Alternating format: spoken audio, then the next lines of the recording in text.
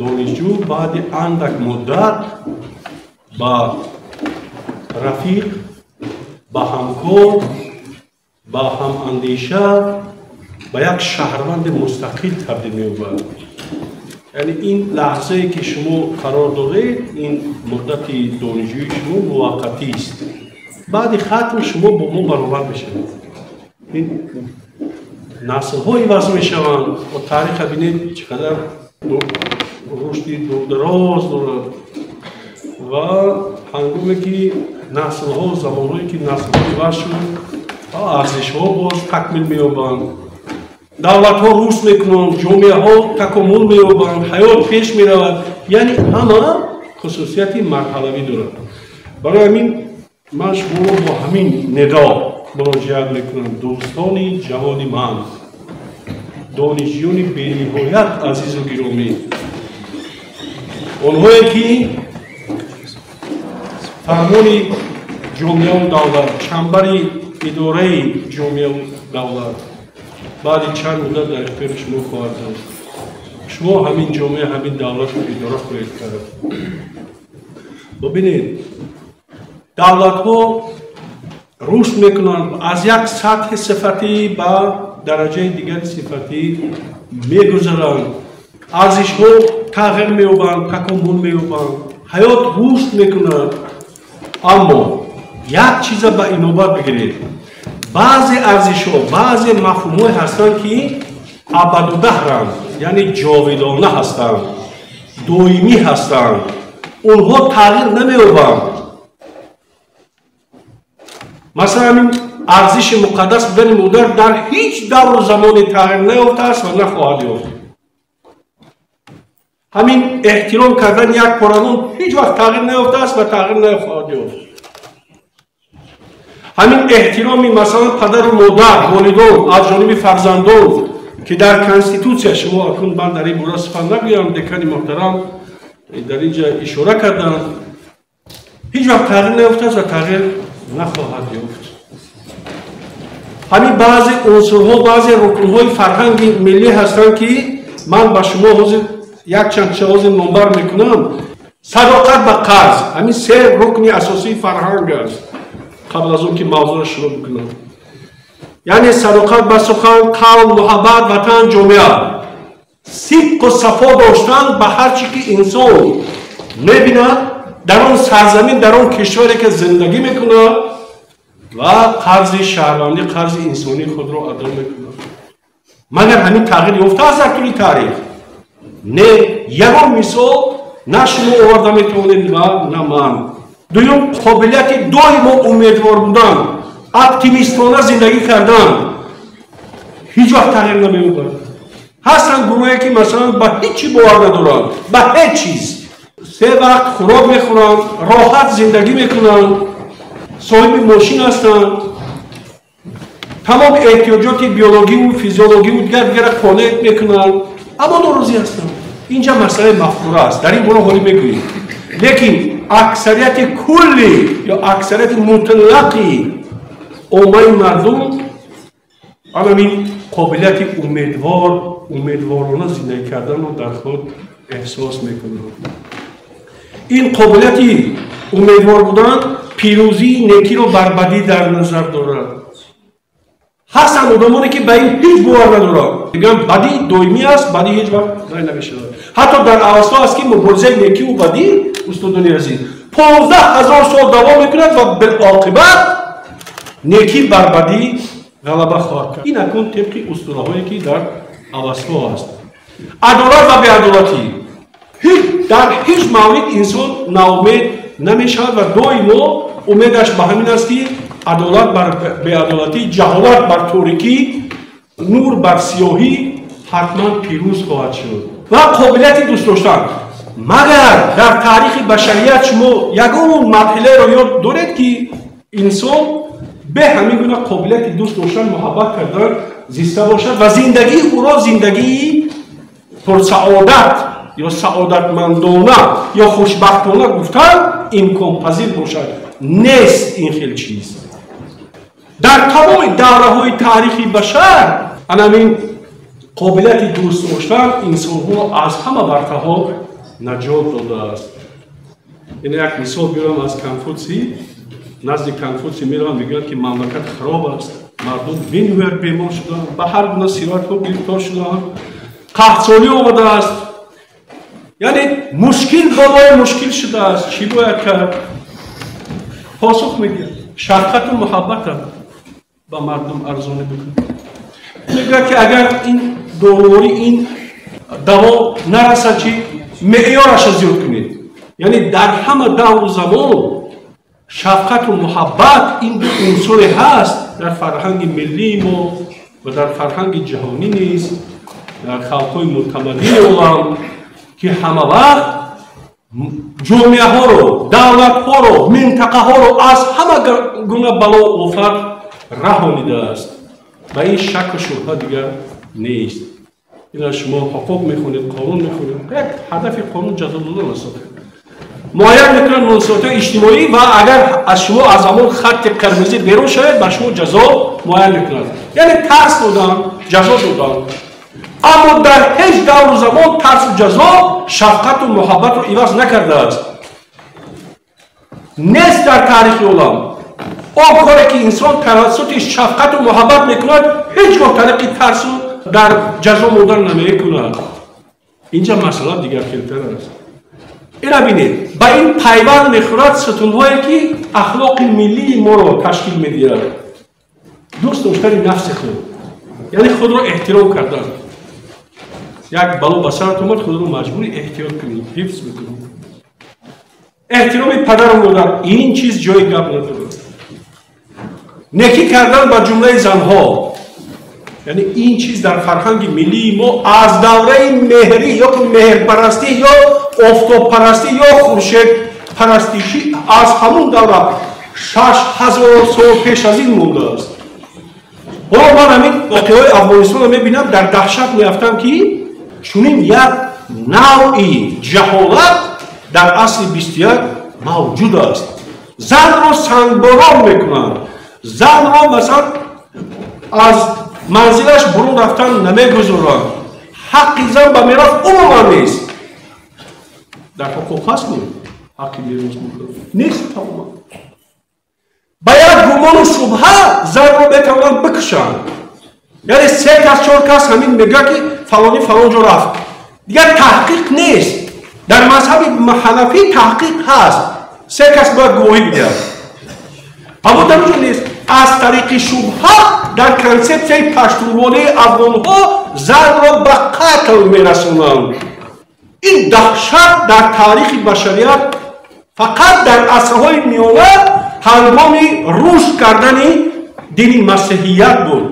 валтер мегӯяд ки дар давоми 17 асри паҳн шудани дини насронӣ ҷони 17 миллион нафарро калисои католикӣ чӣ кард? рабуд гирифт, яъне ба қатл расонд. барои чӣ? барои озодандешӣ. бо галилео чӣ кард? бо Коперник чӣ кард? бо Торричелли, бо даҳҳо рӯшанфикроне ки мегуфтанд ки ҳамин замин дар меҳвари худ чарх мезанад. бубинед синоро чӣ қадар барои он ки ҳама гуна маризиҳо чӣ дорад?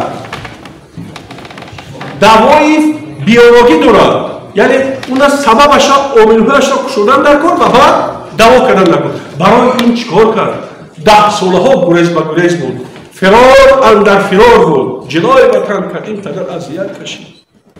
некӣ кардан ба ҳамсояҳо. ин як сатуни ахлоқи муъмин аст. мо ҷомеаи традитсионалистӣ ҳастем. тоҷикон ҷомеаи суннатӣ доранд. дар ҷомеаи суннатӣ мо ҳамеша бо ҳамдигар маслиҳат мекунем, машварат мекунем, бо ҳамдигар зиндагӣ мекунем. ҳеҷ ина бинед як баъракае ки тӯй мешавад 10 нафар хештабор огаҳ мешаванд, меоянд, маслиҳат медиҳанд, машварат медиҳанд, кӯмак мекунанд, ҳадди ақал назди шумо меистанд ва такягоҳи шумо мешаванд. ин гуна ҷомеа беҳтарин ҷомеа ҳамин ҷомеаи суннатии мост ки он асосаш бар коллективизм аст. баъд некӯӣ ба хешу табор, ин маълум. баъд муҳаббати миллат. ин унсур муҳаббати миллат пеш аз муҳаббати ватан аст. ина ҳозир ман шарҳ медиҳам. ин асоси илмӣ дорад, асоси ҷавонбинӣ дорад, асоси гносеологӣ дорад, яъне асоси маърифатӣ дорад. ин чиза ҳам то оддӣ шарҳ додан имкон надорад. ҳамин миллатҳое ки нобуд шуданд از دولت ها مونده شدن بدون دولت موندن. اینا مثلا کرد ها، مثلا خلق های دیگری که دوید در اذیت هستن، اینا هم از اون شد که همین عنصر محبت ملی، محبت ملیه یا که ملت در اونها شکل نگرفت، ظاهر نشد در عمل. البته آخرانش هفتم ستون اخلاقی که ما در نظر داریم این چی است؟ محبت وطن است. سرپوشی همون ظرفی که ما اخلاق میگوییم محبت وطن است. وطن یک سرزمینی هست، وطن یک کشوری هست، وطن یک مرز جغرافی است. نام دارد. در اونجا ملت هایی که عمومیت تاریخی و فرهنگی و جغرافی دارند زندگی میکنند. زبانشون یک است. یک تمدن دارند. در داخل اون تمدن فرهنگ اصیل دارند. همین وطن است. وطن رو نمیشود همین خیلی یک چیزی موهوم درک کرد. ببینید پیدایش فرهنگ ها 40,000 سال در بر میگیرد. پیدایش تمدن ها 10,000 سال، یعنی 30,000 سال پس تمدن ها پیدا شدند. تمدن چی است؟ تمدن این همین تکنیک، تکنولوژی دولت داری، ساخت دولت داری، رشد دولت داری و همه چیزی که با اقتصادیات همون کشور داخل میگیرد. این عنصرهای تمدن است. فرهنگ چی است؟ زبان است، ذوق و سلیقه هنری است، رسم و آیین است، خب دین است، اسطوره است، ادبیات است و دیگر چیزهای استتیکی است، زیبایی شناسی است. یعنی جان تمدن این فرهنگ است. همین در کشوری که فرهنگش پیشرفته است تمدنش هم پیشرفته می شود. این وابستگی عمیق دارد. این چیزا جدا کردن مثل که گوشت از ناخن جدا کردن است. برای وقتی که وطن میگوییم همین عنصرها رو ما در نظر داریم. اکنون شد این قسمتی صحبت با قسمت معرفت حقوقی میگذارم. چرا معرفت حقوقی اعلان شد؟ سال 1994 شما ببینید که کنستیتوسیون جمهوری تاجیکستان قبول شد و همان سال اعلان کردن در کتاب دوستی تاریخ کارکردی کنستیتوسیون جمهوری تاجیکستان. بار اول من همونجا خوندم که همین کنستیتوسیون ما در ردیف 5 کنستیتوسیون بهترین دولت‌های اعضای OBSE یعنی سازمان همکاری و امنیت اروپا وارد شده است. یعنی یکی از بهترین کنستیتوسیون است. همین 30 ساله می شود، سال 2024 30 ساله می شود و با افتخار همین سنه مبارک و خیلی مهم و خیلی محتشم و خیلی معتبر همین سال معرفت حقوقی اعلان شد. برای همین سال معرفت حقوقی برای اعلان شد که در همین دوره بسیار پرتضاد تیزتون در یک مرحله که منفعت ابرقدرت‌ها خیلی برای تقسیم نوی جهان، برای تقسیم بازارها، برای دیگر منفعت‌های ژئوپلیتیکی خیلی پرزور شده است، تیزتون شده است. ملت ما از همون هویت تاریخی خود خیلی آگاه باشد. یعنی بار دیگر معنی عادیش ما باید خود را از نو بشناسیم. معرفت حقوقی معنای خودشناسی دیگرباره ملت را به خود ملت دارد. این جای بحث ندارد. معرفت کردن شناختن است. میگه کسی خودشناس همانی است که قبل از آن باید خود را بشناسد سپس خدای خود را بشناسد. کسی که خود را نمیشناسد آفریدگارش را نمیشناسد. این سخن است. استالین میگه که کسی ملتی که خودشناس نیست با قدری نعمت‌های خود نمیرسد، برای رشد خود مبارزه نمیکند، خودش را احتیاط نمیکند، در حفاظت منفعت‌های خودش تنبلی و کاهلی میکند، عاقبت در کشور اون کشور ملت‌های دیگر تخم یعنی دانه میکارند، یعنی حاصل آنها میگیرند.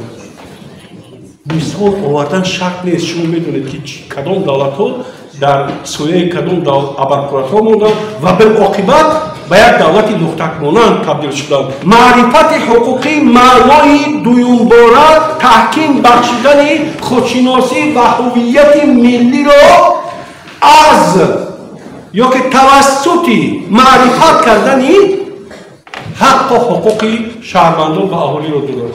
انا تعریفش ببینید. همین معرفت حقوقی از وقتی سر شد در دنیا در تاریخ بشریت که هنوز بشریت در دوره بسیار پراکنده زندگی میکرد. 2000 سال پیش سقراط بار اول به همین معرفت به شناخت همین حق انسان ها شروع کرد. فیلسوف بود، شما میدونید، با فلسفه انسان اساس گذاشت.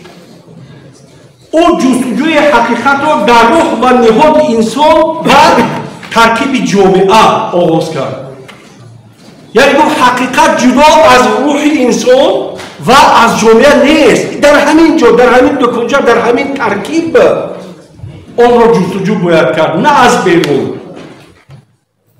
ماهیت ارزش انسان را بسیار ساده فهموند. او گفت دو نوع آدم ها هستند: آدمان بی‌پروا، تنبل، کاهل که خوردن و آشامیدن هدف حیاتشون است. با گروه دیگری هست که خوردن و آشامیدن را برای زیستن فعالانه استفاده میکنند. همون گپی مشهورش: من میخورم که بزیم، دیگران میزیم که بخورم. اینجا ارزش بسیار جدی است که با خودشناسی انسان تکیه میزنه. معنای حیات و معنای خود همین حیات انسانی را سقراط بزرگ در چی دید؟ نه در قانع کردن احتیاجات فیزیولوژی، بیولوژی و دیگر فیزیکی، بلکه در تکامل معنویات دید. انکون اومدیم به معنویات. در معرفت حقوقی دانستنی ارزش‌های معنوی که خودی مفهوم معنویت خیلی مهم است. معنویت چی است؟ مسئولیت برای رفتار گفتار پندار انسان است که یگانه واسطه‌اش، یگانه عنصری افاده‌اش اراده آزاد داشتن است. اراده آزاد بدون تفکر تحلیل نمیشه.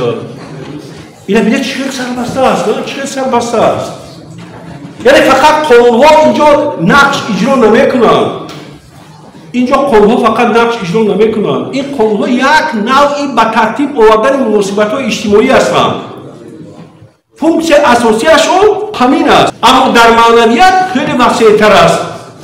باز من اینا میچسبونم به این مسئله معرفت حقوقی.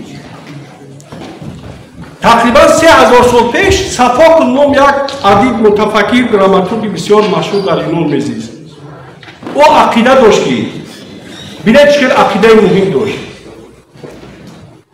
گفت که جامعه، دولت همان وقت پیش میرود که اگر قانون‌هایی که مناسبت‌های اجتماعی آن را به تنظیم می‌دارند اساس یا بنیاد معنوی داشته باشند، بر رسم و عنعنه و آیین‌های همان ملت برخورد نکنند، ضدیت نداشته باشند. این بهترین عقیده بود که حالا هم بعد در سپری شدن 2500 سال، بیش از 2500 سال، این اصل پنج پیش از میلاد، اهمیت خود را، مبرمی خود را گم نکرده است. یعنی قانون که با عنعنه‌های ملی که ضد آمد، اون قانون یک کار نمیکنه. یعنی اخلاق و معنویات برابر قانون همسنگ است. در تنازع اگر قانون همونه، حقوق همونه، این طرف اخلاق و معنویات همونه، اگر برابر نباشد اون دولت و اون جامعه پیشرفت نخواهد کرد. همون دوره در معرفت حق انسان ها، در شناخت حق انسان ها یک اندیشه جالب دیگر آمد. من نباید بگویم به شما. همه ما و شما شخصیت های افراد جامعه حساب میشه. همین فردهای جامعه، افراد جامعه همشون منفیت دارند. یعنی منفیت های شخصی این به خود انسان وابستگی دارد. اما در برابر این وقتی که ما در یک اتحادی یگانه زندگی میکنیم، در ترکیب دولت زندگی میکنیم، یک منفیت دیگر رو میزند که اون منفیت عمومی ملی و عمومی کشوری یا عمومی دولتی نام دارد. الان کلیزی رو ببینید، برخورد رو ببینید. اگر همین دو نوع منفیت به همدیگر سازگار نآیند، چی باید کرد؟ چی باید کرد؟ اگر منفیت شخصیت ها با منفیت ملی یا که عمومی دولتی سازگار نافتد، در تناسب نباشد، چی باید کرد؟ در همون یونان قدیم اینا ببینید اصل پنج پیش از میگو همون وقت گفتن و در عصرهای میونا شما یک گلستان سعدی را بخونید، بهارستان جامعه را بخونید، سیاستنامه نظام الملک را بخونید، در اینجا همین عقیده تقویت می‌یابد. یعنی اگر این دو نوع منفیت به همدیگر سازگار نافتد، منفیت عمومی ملی برتری داده می‌شود. یعنی به خاطر منفیت عمومی دولتی از بحر بعضی منفیت‌های شخصی گذاشتن لازم می‌آید که این در معرفت حقوقی بین فهمیدنش بنیاد مهم است. در معرفت حقوقی باید مفهوم بسیار مهم شما باید آشنا باشید. این رشد استوار انسان نام دارد. تمام دولت‌هایی که عضو سازمان ملل متحد هستند از روی همین چینک اندیکاتور یا معیار حسابات می‌سپارند. رشد استوار انسان این ماهیتاً سطح ترقیات این یا دولت رو چکار میکنند؟ معین میکنند، مشخص میکنند که دولت در کدام سطح پیشرفت قرار دارد و چیزی که رشد استوار انسان رو معین میکند حقوق انسان است. اینا ببینید اینش به اینش چی؟ پیوست است، وابند است، وابستگی دارد. برای همین رشد استوار انسان ساخت دولت داریم، قانون‌های آن، نظام قانون‌گذاری باید همیشه در حال رشد کردن باشد. دوستان جوان من، همین تمدن بشری سه پایه دارد، سه ستون دارد. یک چه شکستی همش فرو می‌رود. یکم زبان است. اگر زبان نباشد تمدن و فرهنگ وجود ندارد. برای نیست کردن ملت یگان یادروی یگان اسلحه دیگر لازم نیست. همین زبانش را بگیرید، فرهنگش را آلوده کنید، بیگانه شوی یعنی عنصرهای بیگانه شوی را وارد کنید، پیام سال تا سال از این مرحله به این مرحله یک نسل وجود دارد که نه گذشته را میدونن نه امروز را قدر میکنن. انا تمام دیگر از اون نسل باید نسل دیگر میبراید که دیگر پروای ملت ندارد. آخرین دولت ملی ما دولت آل سامان بود. اصل ده فدراسی رو میدونید. وقتی که فدراسی شما رو تمام کرد دیگر ندانست با کی اونا تحریک کنند، چون که طرفانی هجوم کردن. اما با اینا بینید اینا با خیانت روحانیون همون کشور همون امپریه گفتند که آخه اعلام غزوات اینا که دولت اومدن میگیرن اقوام ترکمه گفتی اونها مسلمانان اینها مسلمانان. اینجا جنگ برای چی است؟ تاج و تخت است. یعنی اینجا مسلمانان باید سر کار نگیرند. انا شد امپریه سامانیان شکست خورد. انا اومد دیگر دولتی بیگانه سر شد 1000 سال دیگر. اما من این عقیده من به چی است؟ اما در چنبرک دولت تاجیکان بودند. یگان دولت ترکمه، یگان دولت بیگانه، یگان دولت اقوام گوناگون به کمک تاجیکان، به رهبری تاجیکان، به نظارت تاجیکان، به تنظیم تاجیکان وجود نداشته است در تاریخ. اولی معرفت حقوقی اسطوره جمشید است. هزاره 3 پیش از میلاد شاهنامه فردوسی چی بود اونجا؟ مسئله مسئولیت دولت در نزد شخص و مسئولیت شخص در نزد دولت. این پرینسیپی کانستیتوشنی هست و نیست؟ در همون وقت. دوم تزیس دوم اعلانیه کوروش کبیر 538 پیش از میلاد. این هم بهترین اعلامیه بود که حق انسان ها رو دفاع میکرد. دوم سوم اشکون بعد 1000 سال کوروش امپراتور یوستینیان امپراتور بیزانتیان همین اصلاحات قانونگذاریش رو از روی همون منشور کوروش کبیر چیکار ترتیب داد. این دیگر بار اول در اواسط حقوق کودک حتی در بطن مادر بوده قانونی شد، رسمی قانونی گرفت. ایده عالی بشردوستی که مولانا جلال‌الدین بلخی در مثنوی معنوی پیشنهاد کرد که آن عبارت است از فرهنگ تحملگرایی. 1400 سال پیش سال 530 قوات اصلاحاتی низоми молиётро ба миён овард. баъд вай дарёфт накард, тамом накард нур. баъд вай писараш Анушерво Хусравият ки онро бо номи Анушервои Одил мегӯянд 531-579 ҳамин ислоҳотро анҷом дод ва беҳтарин ислоҳоти низоми молиёт дар таърихи башар дониста мешавад. вақте ки мо дар бораи маърифати ҳуқуқӣ мегӯем, маърифати ҳуқуқиро ба фаҳму дарки ватандорӣ бояд пайваст бикунем. ин агар пайваст накунем, ин дар ҳаво чӣ мемонад? урён мемонад. барои ҳамин вақте ки мо мегӯем ҳаққи худро бишносем, қонунгузориро эҳтиром бикунем ки асли маърифати ҳуқуқи ҳамин аст, бояд ҳама ҳаминро дар чаҳорчӯбаи арзишҳои ватанӣ бояд ҷорӣ бикунем, бояд дарк бикунем. аз ин берун маърифати ҳуқуқӣ вуҷуд надорад.